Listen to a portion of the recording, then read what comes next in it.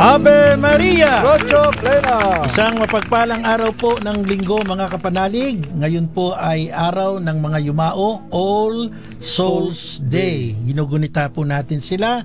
At sa mga oras na ito, samahan po ninyo kami sa mga sandali ng pag-aaral sa salita ng Diyos at pagtatanggol sa ating pananampalatayang Katoliko.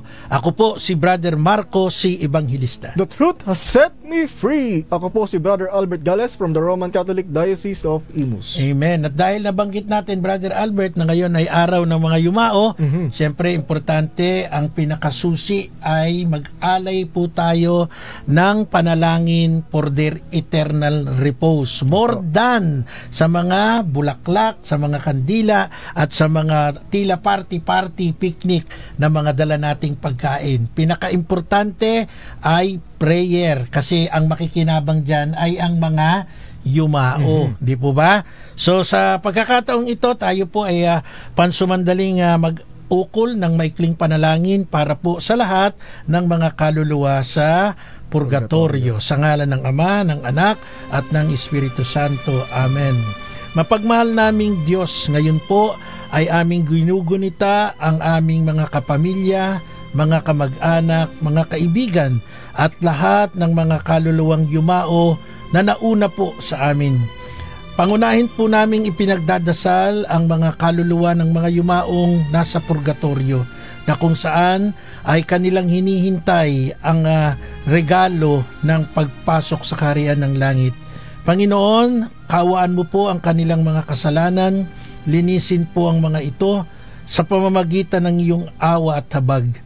At sa ganoon ay kanilang makita agad ang liwanag ng iyong presensya at matagpuan ang kapayapaan at kaligayahan sa piling ng iyong mapagmahal na pag-aaruga.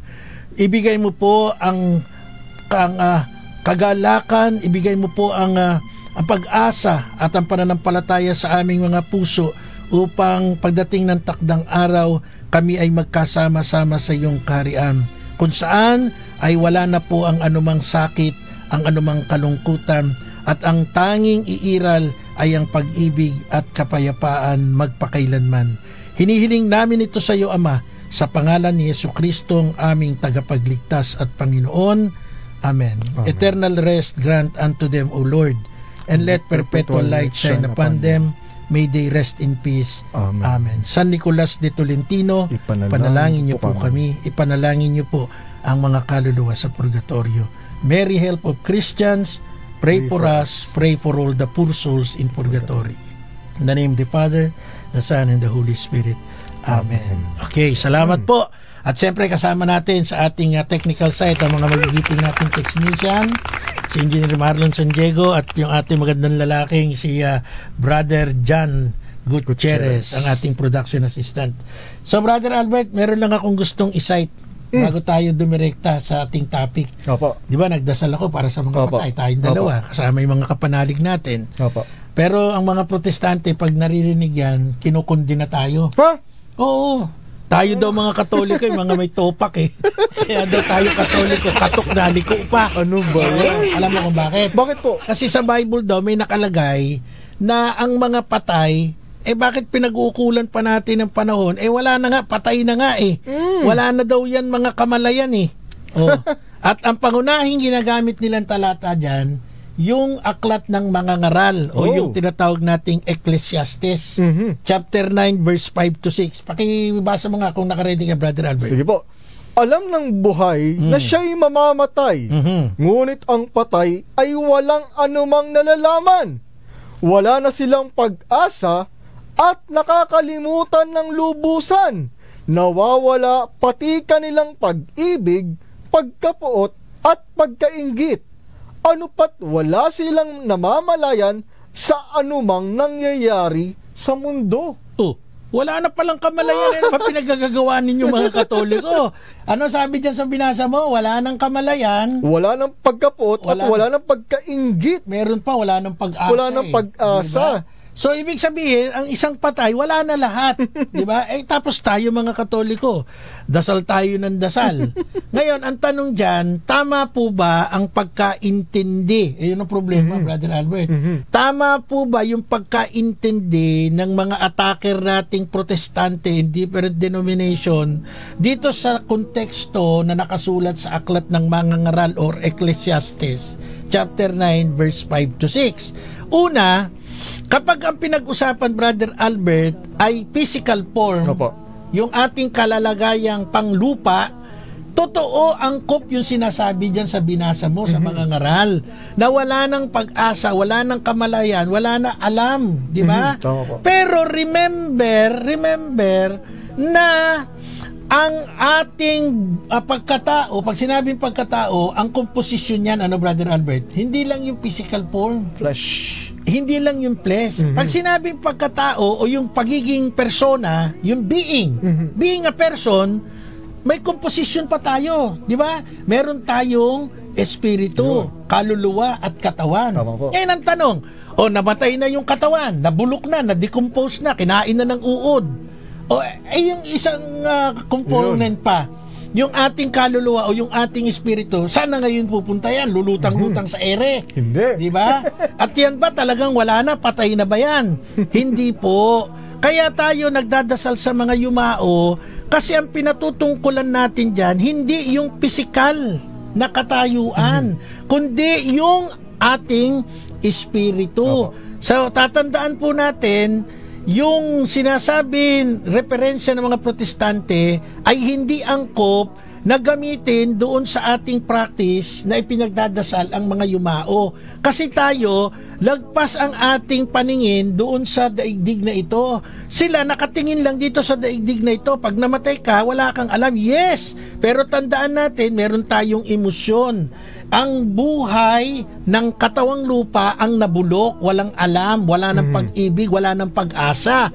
Pero yung isa pang komposisyon ng pagkatao natin, yung espiritu o yung kaluluwa, yun ang ating inaasahan na magpapatuloy. Kaya tayong mga Katoliko ay nagdadasal para sa kanila, mga mahal nating yumao. Sabi nga po sa Aklat ng Awit ng mga Awit or Song of Songs, chapter 8, verse 6, love is strong as death. Ang pag-ibig ay kasing lakas ng kamatayan. Kaya ang Diyos, yan ang paningin niya sa tao. Ang pag-ibig ng Diyos hindi nagtatapos sa kamatayan. Sapagkat, ang sabi ng Marcos 12:27, God is not the God of dead, but of the living. Anong mo ipapaliwanag natin niya, Brother Albert? Ang Diyos ay Diyos ng mga buhay, hindi ng mga patay. Ibig sabihin, walang ending yung pagmamahal ng Diyos sa atin. At siyempre, tayo rin, dapat wala ring ending yung pagmamahal natin sa mga yumao. Kaya tayo, pag-uusapan natin, Brother Albert, yung 3 states of the church. Meron tayong tinatawag na una ay Militant Church. Pangalawa, Suffering Church. Pangatlo, The Triumphant Church. Yan ang ating hihimayin para maintindihan ng mga iba't ibang kulto. Kaya bakit tayo nagdadasal, ipinagdadasal ang mga yumao. Brother Albert, itong hinanda natin ito, napakaganda para maintindihan ng mga kapanalig natin na ang pagmamahal natin sa mga namatay nating kamag-anak, magulang, lolo't lola, mga kakilala, di ba? Kahit na nga yung mga kaaway, mga nakaaway, nakasamaan loob, nandiyan pa rin yung ating ugnayan sa kanila. Yan ay nagaganap sa loob ng Iglesia Katolika. Oo, sapagkat tayo ay nagtutulungan. Sabi ko nga, kahit yung mga kritiko natin, yung mga Iglesia ni Cristo ng 1914, yung mga Jehovah, mga Sabadista, mga bata ni born again Christians, lahat yan yung mga namatay, alam nyo ba, hanggang ngayon pinagdadasal natin sila. Di ba? Bakit? Pag nagro-rosary tayo doon sa Fatima prayer, anong sabi natin sa Fatima? For the souls. Di ba? Purgatory. Diba? Pinagdadasal natin, lalong-lalo na yung mga walang nakakaalala. Kasama natin. Sa misa, pinagdadasal ng mga kaparian natin. Alalahanin mo mga kapatid naming nahimlay na umaasang sila'y muling mabubuhay. Gayun din ang lahat ng mga pumanaw. Sa loob ng Catholic Church, patuloy na umiiral ng pag-ibig. Kasi nga sabi ng awit ng mga awit, ang pag-ibig ay kasing lakas ng kamatayan. So, pailiwanag natin, paano natin nasabi, Brother Albert, na yung pagmamahal. Nagtutulungan tayo sa simbahang Katolika sa form of prayer. Yung pinaliwanag mo na kanina, binanggit mo na. Sapagkat meron tayong tatlong estado. Ano nga yun? Militant Church or Pilgrim Church, simbahang naglalakbay, Suffering Church, sa yung tinakanga mga kaluluwa sa purgatorio. Oo, kaluluwa sa purgatorio, at yung Triumphant Church, mga nasa langit na. Paliwanag natin, Brother Albert, para mas magandang makita ang beauty of our Catholic faith. Unahin po natin, mga kapanalig, yung tinatawag na the Militant Church o yung simbahang nakikibaka. Kapag sinabi po nating Militant Church, tayo po na nabubuhay po sa mundong ito ay lumalaban sa hamon ng buhay, at higit sa lahat, lumalaban sa kasalanan, at ang greatest enemy po natin ay ang si Satanas. At ano ang ating sandata upang magapi natin ang kasalanan at tukso? Ito po yung tinatawag na panalangin. Ang tanong, yung sinasabi po ba nating pakikibaka sa mundong ito ba ay nasa Biblia? Nasa Biblia po, opo. At ito po yung ating mababasa sa Efeso chapter 6 verse 12. Sapagkat ang ating pakikibaka ay laban sa laman at dugo, kundi laban sa mga pamunuan, laban sa mga kapangyarihan, laban sa mga namamahala ng kadilimang ito sa sanlibutan, laban sa mga ukol sa espiritu ng kasamaan sa mga dakong kaitaasan. Talaga palang meron. Yes. Talaga palang merong makibaka, huwag matakot, di ba? At ang kalaban pa natin, binanggit mo, Brother Albert, sa Efeso, no? Ay mga spiritual na kapangyarihan na hindi natin nakikita. Kasama sa laban natin yan. So, dito makikita natin, totoong-totoo yung aral na merong militant church. Di ba? O puntahan natin yung Suffering Church, Brother Albert. Pag sinabi po nating Suffering Church, mga kapanalig, sila po yung mga kaluluwa sa purgatorio na nangangailangan pa po ng ating mga panalangin. Sapagkat ayon po sa aklat ng pahayag, nothing unclean shall enter heaven. Walang sino man ang maaaring makapasok sa kalangitan kung siya ay marumi pa. Kahit konting katiting. Sila po ay nasa proseso pa ng banal na paglilinis at dumadaan pa sa pansamantalang pagdurusa. Ano po yung sinasabi dito na pansamantalang pagdurusa o yung temporal na suffering or temporal punishment? Ito po yung pansamantalang pagkawali sa Diyos. At upang mapabilis po yung kanilang proseso na tinatawag na banal na paglilinis, kailangan po nila ating mga panalangin. Sa papaanong paraan, mga kapanalig? Sa pamamagitan ng pag-aalay ng intensyon sa banal na misa, pangalawa, rosaryo, at yung personal intention tuwing tayo po ay nagdarasal. Again, mga kapanalig, ang ating pong iaalay sa mga kaluluwa sa purgatorio ay mga panalangin. Hindi po yung tinatawag na fried chicken, lechong manok, juice, alak. Kasi kapag ginagawa na... Kung ano yung mga paborito ng namatay, yun ang dinadala doon sa puntod. Kapag ginagawa po natin ito, magagalit po si Brother Mel Garcia ng Lipa, Batangas. Alay, masama yung alay. Kasi yung mga alay-alay na yan yung sinasabi ng Efeso, na merong puwersang espiritual na kalaban natin sa daigdig na ito.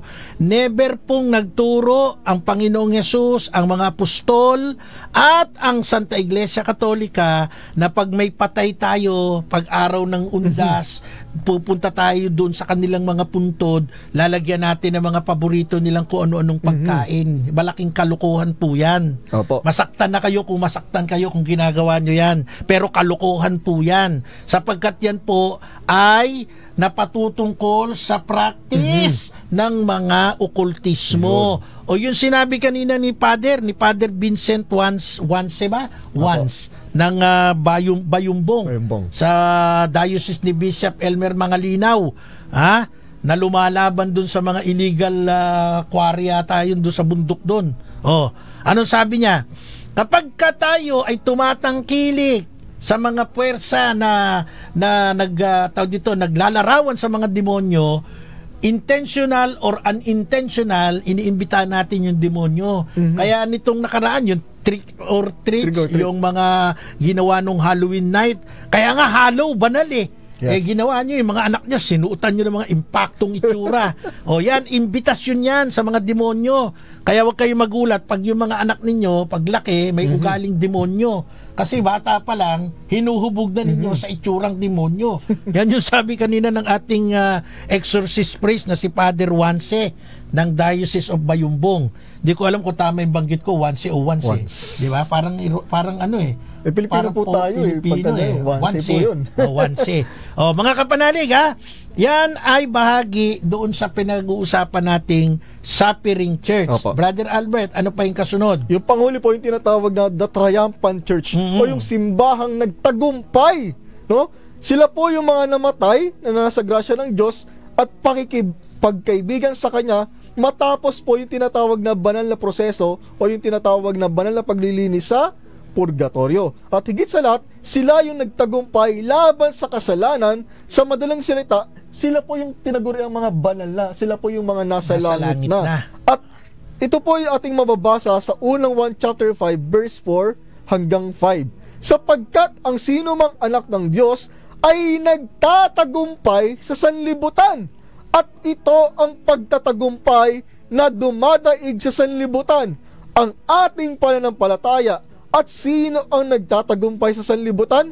Hindi ba siya na sumasampalataya na si Jesus ang anak ng Diyos? Okay, bukod pa dyan, baka magtanong sila, paano nyo na sigurong nasa langit na yung mga yan? Di ba? Doon sa binanggit mo nagtatagumpay. Di basahin nyo po yung Hebreo chapter 12 verse 23. Ang sabi doon, lumapit kayo sa Diyos na hukom ng lahat at lumapit kayo sa Espiritu ng mga taong banal na naruna sa dakong inilaan sa kanila ng Diyos. Ang tukoy po doon ng Bible, Espiritu ng mga taong banal na naruna sa dakong inilaan sa kanila ng Diyos. Kaya pala tayo, sinasabi natin, San Martin de Porres, kanina San Nicolas de Tolentino, San Vicente Ferrer, San Antonio de Padua, San Maximilian Kolbe, at marami pang mga santo at santa. Kaya pala tayo tumatawag sa kanila at sinasabi natin, pray for us. Kasi yun ang turo, yun ang instruction ng Bible. Lumapit kayo sa Espiritu ng mga taong banal. So, yun din yung sinasabi ni Brother Albert sa binanggit niya na Triumphant Church. At sa Catechism of the Catholic Church, malinaw na malinaw po yung tatlong estadong ito. Number 954 ng Catechism of the Catholic Church. Ang tatlong pangkat ng Iglesia hanggang sa pagdating ng Panginoon sa kanyang kaluwalhatian kasama ang lahat niyang mga anghel, at matapos magapi ang kamatayan, napasuko na sa kanya ang lahat ng bagay. Ang ilan sa kanyang mga alagad ay mananatiling naglalakbay pa sa lupa, militant, at ang iba'y mga patay na naglilinis ng kasalanan, Suffering Church, samantalang ang iba naman ay nasa kaluwalhatian na, Triumphant Church, na pinagmamasdan ang buong liwanag ng Diyos na isa sa tatlong persona. So, konkreto po ang teaching ng Catholic Church, no? Militant, suffering, and triumphant according to Catechism of the Catholic Church number 954. Bukod pa doon sa mga binanggit nating mga sitas o mga bahagi ng banal na kasulatan. Tandaan nyo, eto na magiging mainit na issue dyan, Brother Albert, yung militant, mukhang hindi tayo masyadong titirahin dyan. Kasi sila mismo naglalakbay. Correct. Yung triumphant, mukhang hindi rin nila planong tirahin yan. Kasi baka naniniwala naman talaga silang mayroong mga banal. Di ba? Unless di sila naniniwala kay San Pablo hindi sila naniniwala kay San Pedro, ay baka pagdudaan din nila. Ayun. Pero yung Suffering Church, Brother Albert, malaking question yan.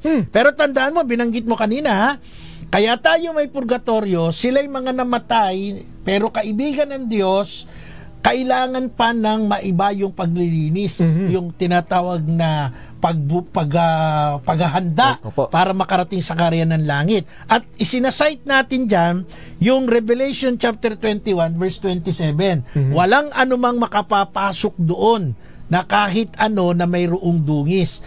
Kaya ang ating faith sa pamamagitan ng proseso sa purgatorio na ihahanda sila sa pamamagitan ng prayer natin ay makakarating sila doon sa kaharian ng ating Panginoong Diyos. Amen. Ngayon, bakit tayo naniniwala, Brother Albert, sa purgatorio? Nasa Bible ba yan? Nasa Bible ba yan? Yun yung pinakamagandang tanong sa atin. Diba? No? Nasa Bible ba yan? Paliwanag mo nga. Opo. Kasi ang lagi nilang hamon sa atin, mga kapanalig, Brother Marco, yung word for word, yung salitang purgatorio.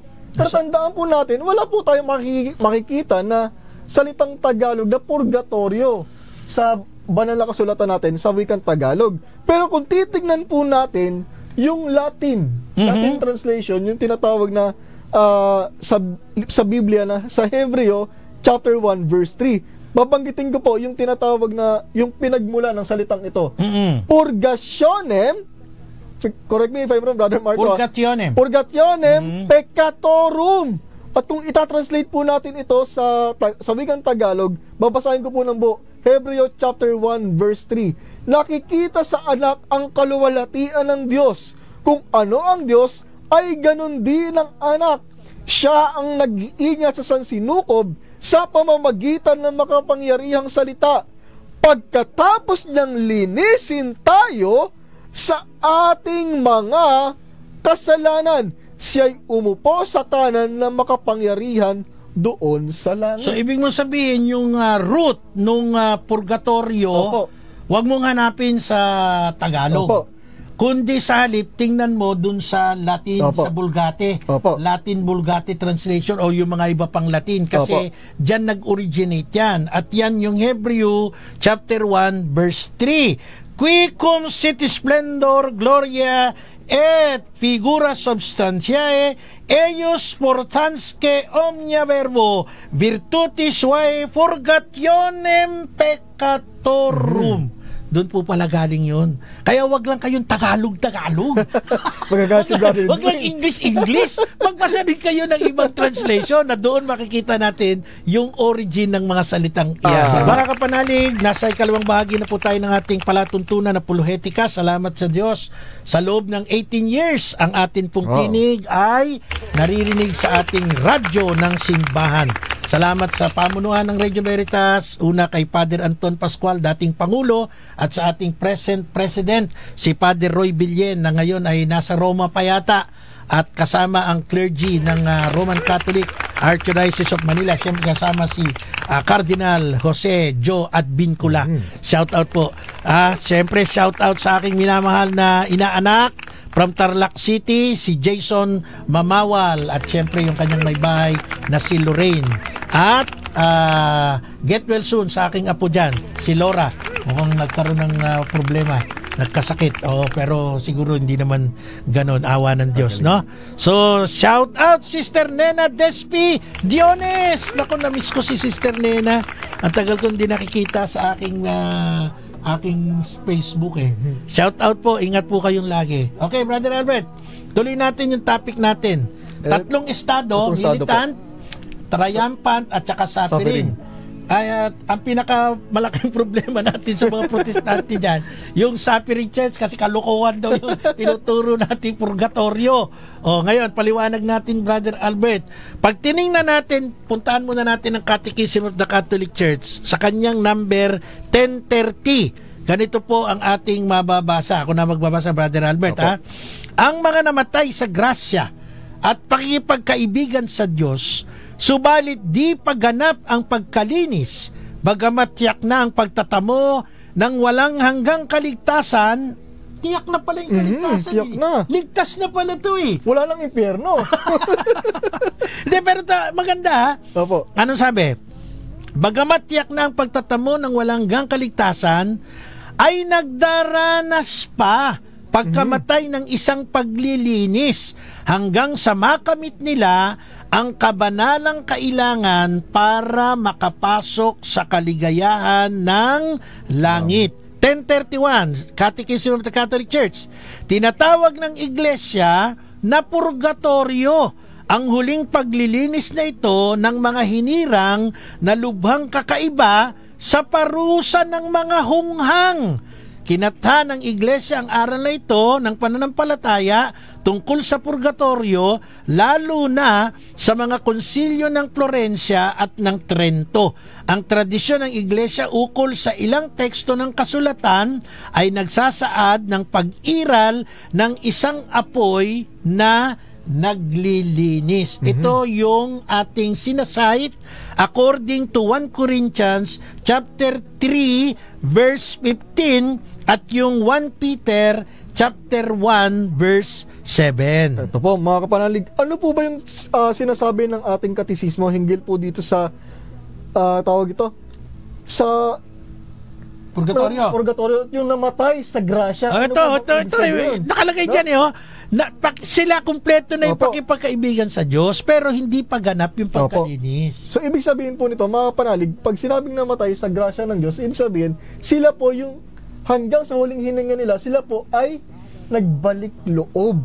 No? Sila po ay nagbalik loob sa kanilang nagsisi at inamin po nila yung kasalanan kanilang nagawa. Hindi lang naman yun, Brother Albert, kasi marami namang tao na hindi naman likas na salbahe.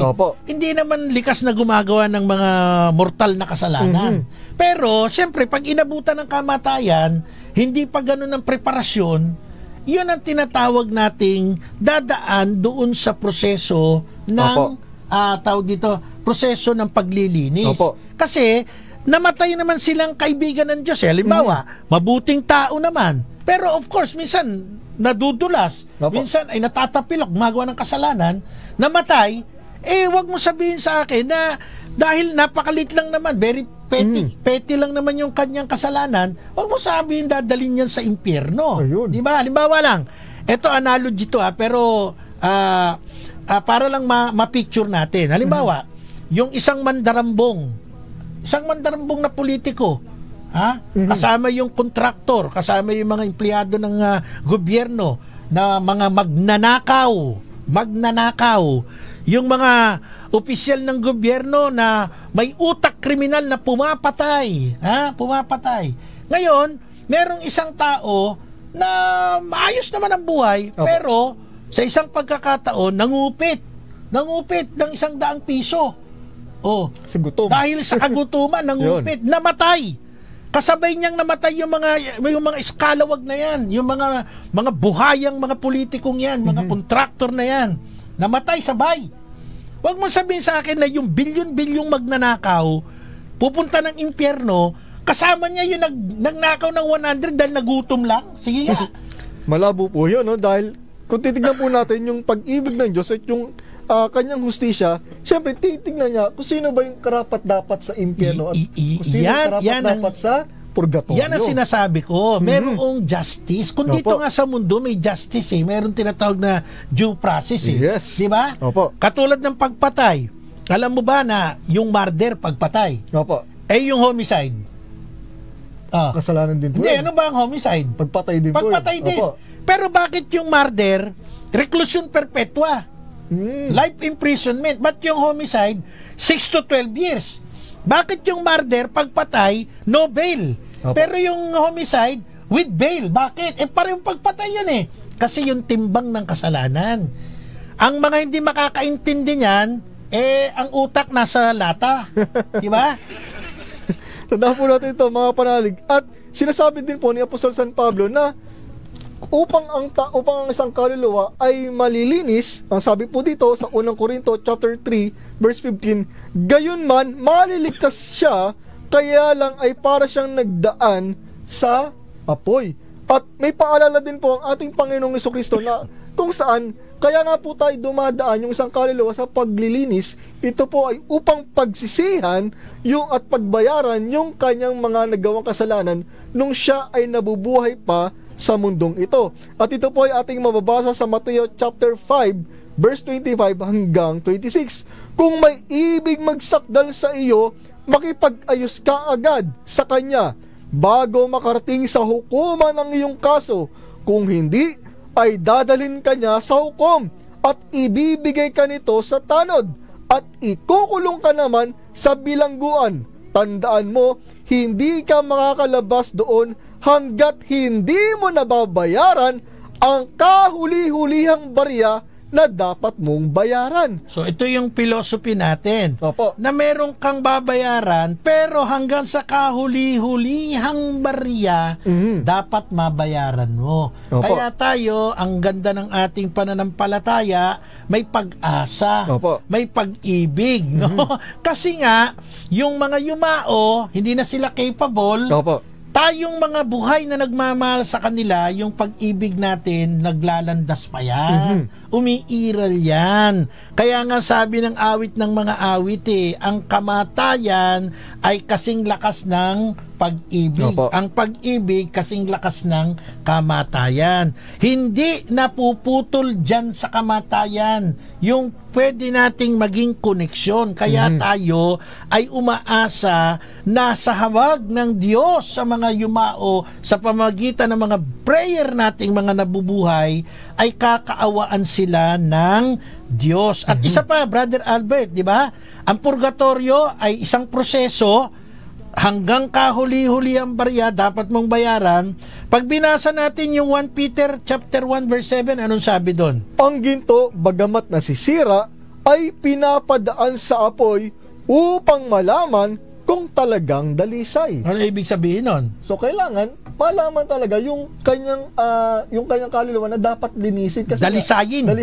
mo Purgahin. maigi. Kaya Opo. nga purgatorio pinupurga para mga alis sa iyong tiyan ang mga bulate, di ba? Para maging malinis ang Yes. iyong intestine. Yun po ang purgatorio sa ating pananaw. Isang paraan, isang proseso ng paglilinis. Sabi ho ng pahayag 21:27 ang salita ng Diyos. Kailanman ay hindi makakapasok doon ang anumang marumi o ang anumang sino mang gumagawa ng kinapopootan ng Diyos o ang gumagawa ng kasinungalingan. Marami yan, Brother Albert. Ang liwanag, yun na lang part na yan. Walang makapapasok doon na anumang marumi. O yung aking sample, Opo, yung kanina. mga buhaya, mga magnanakaw ng bilyon-bilyon, pondo ng bayan, ninakaw nila, namatay sila. Kasama nilang namatay yung matandang nagnakaw ng 100 halaga ng sardinas. O sila pa pareho pupunta ng impyerno. Pagka ganun, walang katarungan ng Diyos. Pero ang Diyos ay makatarungan. Ngayon, anong gagawin doon sa matandang nagnakaw ng 100 halaga ng sardinas? Siyempre, dahil siya naman ay may kasalanan din, kailangan niyang pagbayaran yun hanggang sa kahuli-hulihang bahagi. Opo. At kinakailangan dalisayin siya, pero hindi siya dadaan doon sa katulad ng impyernong pagdadaanan ng mga buhayang magnanakaw, di ba? Tama po. So, pareho sila nagnakaw, pareho silang pumatay, murder at saka homicide, pero tandaan po natin, merong hustisya. At sa hustisya, makikita natin ang pagiging patas, no? Pagiging fair. Kung tayo sa judicial system natin ay mayroong ganong pamamaraan, how much more ang justice system ng ating dakilang Diyos. Kaya mga kapanalig, para mas maintindihan pa nating mabuti, may mga ilang bahagi pa po ng Biblia ang ating hahalungkatin. Kaya mga kapanalig, no, napakaganda ng ating topic, Brother Albert. Yun. Kasi nga, importanteng maipaintindi natin. Higit sa anuman, higit sa kandila, higit sa bulaklak, higit sa mga kung ano-ano pang pinaghahanda natin, prayer po ang pinakamainam nating ibigay sa mga mahal natin sa buhay na yumao. Alam niyo kung bakit? Kasi yung prayer, yan ang pag-ibig. Yung prayer, yan yung tanikala ng pag-ibig natin. Hindi pwedeng maputol yan sa mga namatay nating magulang, nanay, tatay, lolo, lola, mga auntie, uncle, yung ating mga kapatid, yung ating mga kaibigan. So yan ay tanikala ng pag-ibig natin sa kanila, prayer. Di kung ikaw, papipiliin ka, gusto mo bang ikaw ay inaalala hanggang sa wala ka na? Yes, of course. Kaya merong isang kulto, nakakalungkot pagpatay, wala na. Paglagay sa kabaong, paglagay sa nicho, inilibing, ibinaon, wala na. Hindi na nga nila pinupuntahan Hindi na nila inaalala, parang walang pinaghirapan sa kanila yung taong namatay na yun Kung magulang nila yun, parang hindi sila inaruga, hindi sila pinakain, wala na. Para na lang isang basurang itinapon, inilagay sa isang lalagyan, di ba? So, tayo, ang pag-ibig natin, no? Kaya tayo nagpupunta sa mga sementeryo, hindi para mamasyal mag-picnic. Pumupunta tayo doon para alalahanin ang kanilang mga gunita, ang kanilang alaala, di ba? So mga kapanalig, tandaan po natin, sa ating pananampalatayang Katoliko, loud and clear, yung mga namatay na kaibigan naman ng Diyos, ibig sabihin, hindi naman pusakal Hindi naman mga gumagawa ng karumal-dumal na kasalanan, pero normal sa taong nagkakasala, namatay, ang tawag po dyan ay mga namatay na mayroong pakikipagkaibigan sa Diyos. Di ba? So halimbawa, may isang tao, nagsisimba, regular. Hindi naman gumagawa, hindi naman nang aatraso ng ibang tao. One time, paglabas ng simbahan, nakasasakyan, mayroon siya nakagitgita, nag-away sila, siyempre, nagalit siya, sinigawan niya, nagalit. Yung kanyang nakagitgita, nagalit din. Meron palang baril. Binaril siya ngayon. Patay. Ano ibig sabihin nun? Pupunta ba impyerno yun? Hindi. Di ba? So, dapat fair lagi ang ating principle, ang ating pananaw, Brother Albert. So, tuloy natin ang mga pagpapaliwanag, Brother Albert. Huling binasa natin yung Pahayag 21-27, di ba? Na kailanman hindi makapapasok doon ang anumang marumi. Ngayon, ang tanong ko sa iyo, Brother Albert, ang paraan ba na pagdarasal sa mga yumao ay biblikal? Baka naman katikisim nyo lang yan, invento lang na mga pari nyo yan. O tulad nung nakalagay dito, ito ay isang aral na kinatha sa konsilyo ng Florencia at sa konsilyo ng Trento. Narinig ng mga protestante, Kitam, di ba ginawa lang ninyo? Kinata lang ninyo? Nasa Bible ba yung ipinagdadasal ang mga patay? Meron po, mga kapanalig. Basahin natin, ikalawang aklat ng Makabeo, chapter 12, verse 43 to 45. Nagpalikom siya ng mga kaloob na umabot sa halagang 4,000 librang pilak at ipinadala ito sa Jerusalem upang ihandog na pantubos sa kasalanan. Ginawa ito ni Judas sapagkat naniniwala siya sa muling pagkabuhay ng mga patay. Kung hindi siya umaasa na ang mga patay ay muling mabubuhay, magiging kahangalan lamang ang ipanalangin pa ang mga namatay na. Dahil buo ang kanyang paniniwala na ang lahat ng namamatay na nanatiling makadiyos ay tatanggap ng dakilang gantimpala. Ginawa niya ang paghahandog na iyon upang ang pagkakasala ng mga namatay na ito ay patawarin. Tama, liwanag, di ba? Sabi ho sa verse 45, dahil ang kanyang paniniwala, lahat ng namamatay na nananatiling makadiyos. Iyon yung sample natin Makadiyos ka naman, pero dahil likas sa tao na may mga nagagawang petty sins, namatay kang bigla, don't tell me na pareho tayo ng magiging sitwasyon doon sa mga magnanakaw na politiko, sa mga buhayang politiko, sa mga kontraktor na magnanakaw. Di ba? Hindi po magiging ganon ang sitwasyon natin.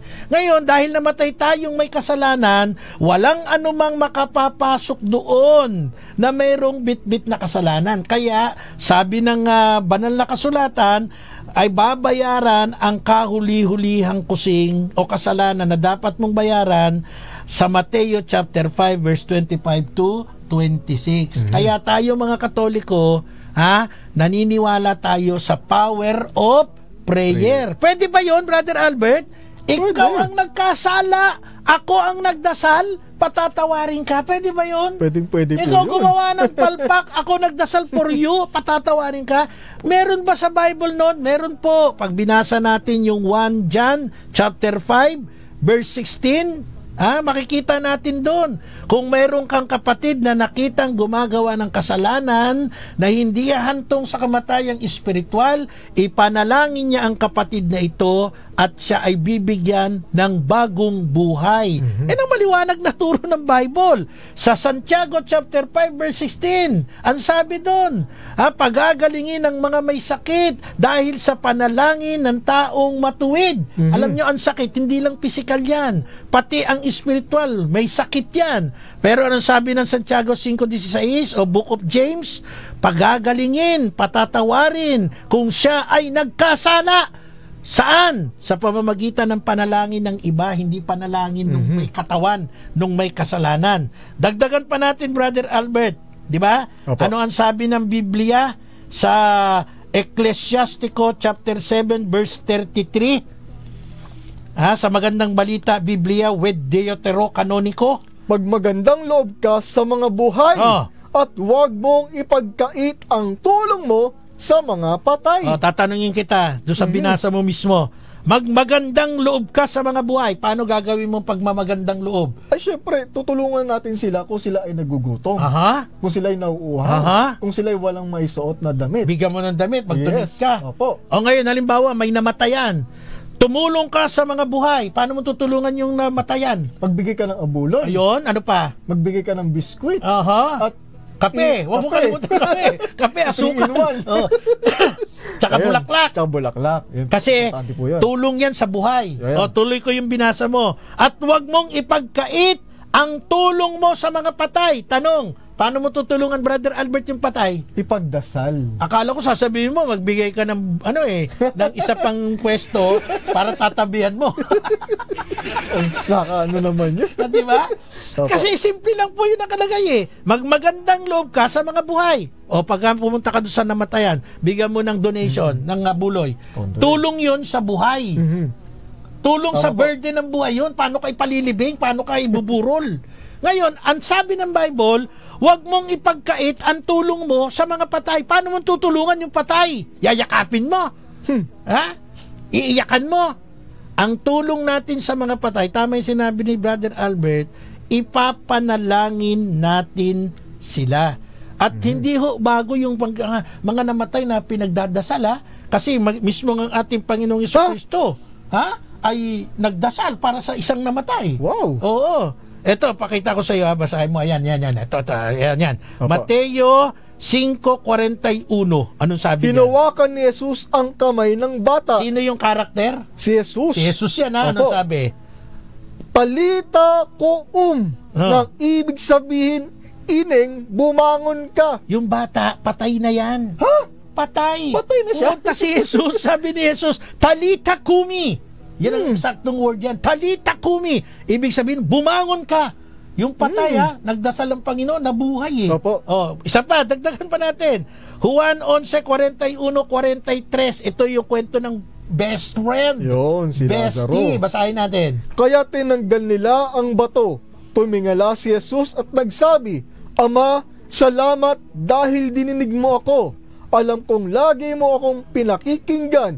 Ngunit sinabi ko ito para sa mga taong nakatayo rito, upang sila'y maniwala na isinugo mo ako. Pagkasabi niya nito, sumigaw siya ng malakas, Lazaro, lumabas ka! Lumabas nga si Lazaro na nakabalot ng tela ang mga kamay at paa, gayon din ang kanyang muka. Sinabi ni Jesus sa kanila, talagan ninyo siya at hayaang makaalis. Ano makikita mo sa binasa mo? So, ibig sabihin, di mo ba talagang napakalinaw na talagang ipinagdasal ni ang ating Panginoong Jesucristo si Lazaro. At siya nga ay muling nabuhay. Pati yung bata, talita kumi. Talita kumi. Diba? So dito makikita natin, yung pag nag-offer ka ng prayer sa isang patay, katulad ng Panginoon yan Nag-offer siya ng prayer kay Lazaro at doon sa bata, nagkaroon ng buhay. Ibig sabihin, you can offer a prayer doon sa mga namatay. May apostol ba? Apostol nagdasal sa namatay. Hanapin ko. Meron. Baka wala kang mag-produce. O saan? Pangalanan muna natin. Sino yon? Si Apostol San Pablo. San Pablo. Ayan. Saan? Bilisan natin yung basa, maubos na oras natin. 2 Timothy chapter 1 verse 16 hanggang 18. May the Lord grant mercy to the family of Onesiphorus, because he often gave me new heart and was not ashamed of my chains. But when he came to Rome, he promptly searched for me and found me. May the Lord grant him to find mercy from the Lord on that day. Ito pong binabanggit ni Brother Albert na si Onesiphorus, kaibigan ito ni Pablo na supporter niya, pinagdasal ni Apostol Pablo, pero itong si Onesiphorus, ito po ay yumao na, patay na. Pero ang sabi ni Apostol Pablo sa verse 17 o verse 18, may the Lord grant him to find mercy from the Lord on that day. Kaya mismo si Apostol Pablo ay nag-offer ng prayer sa isang patay na. At ganon din si Propeta Nehemias, ipinagdasal niya ang kanyang mga ninuno. Alam mo ba yon? Na inihandog niya sa Diyos. At marami pang kwento sa Bible na ang pag-offer natin ng prayer, the prayer is powerful. Hindi po yan nagtatapos na dito lang sa daigdig natin na ito. Ang prayer ay lumalandas hanggang doon sa kabilang buhay, di ba? So sa pagtatapos natin, Brother Albert, no, yung mga dadalaw pa po ng mga mahal nila sa buhay sa sementeryo, huwag niyong unahin yung mga pagkaing ibibigay sa puntod. Unahin niyo ang mag-offer ng prayer, di ba? So, nais ko rin munang magbigay ng daan para dito sa pabati ni Brother Luis Santos ng San Felipe Neri. Binabati natin ang kanilang modelo at talent na si John Paulo Labao. Happy birthday ngayong araw, November 2. Galing kay Brother Luis Santos, San Felipe Neri Catholic Charismatic Community, Mandaluyong at SALT Makati. Salamat po and God bless. Ganon din naman ay binabati rin natin si Brother Doy Pahardo at nakikinig kasama ang kanyang minamahal. Naku, nakalimutan, nawala yung pangalan. Basta si Brother Doy Pahardo, yung kanyang may bahay kasama niya. Sister Jinky Porley Andrade at syempre yung ating mahal na brother sa Europa, Brother Roman Oliver, at ganon din si Brother Henry Rehano, nandyan sa Budapest. Budapest. Wow. Say Budapest. Okay. So maraming salamat po sa inyong pagsama. Hanggang sa mga susunod na linggo ng ating pag-aaral. Of course, salamat po sa ating magandang lalaking technician. Wala na si Engineer Marlon. Ang pumalit na po ay si Brother Edgar Bernardo. Magandang lalaki, parang si Brother John Gutierrez, ang ating production assistant. Ako po si Brother Marco, si Evangelista. Ako si Brother Albert Gares. Kami po ay nagsasabing, sumainyo ang katotohanan. Salamat po and God bless.